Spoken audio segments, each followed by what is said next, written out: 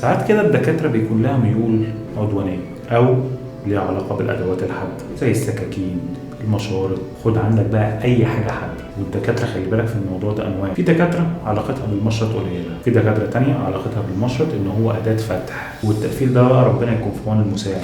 ودول شكل الجرح عندهم ما بيبقاش هو الأولوية. أشهرهم طبعا دكاترة العظم. الصراحة أسلوب حياتهم عنيف وشكلهم بيبقى ما شاء الله تعرفهم اول لما تشوف، بس هو ما عندوش خلق ان هو يقفل جرح في ساعه وساعتين. دباسه جلد وانجز حالك.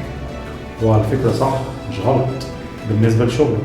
وفي دكتور تاني بقى محنتف، ولو شاف الجرح مش عاجبه ممكن يفك كله ويعمله من اول وجديد، وده بيحصل كتير قوي على فكره. هو ده دكتور جراحه التجميل، اشطر وامهر واحد بيتعامل بالمشرط. المشرط عنده مش سكين، لا، المشرط عنده ده فرشة رسم. أكتر ناس بتكرهنا بقى هم دكاترة التخدير. بيبقى قاعد لك بالساعة وأنت الوقت بالنسبة لك ده مجرد رقم. بيتنفخوا مننا قوي. بس الخلاصة شكل الجرح لعبتنا احنا.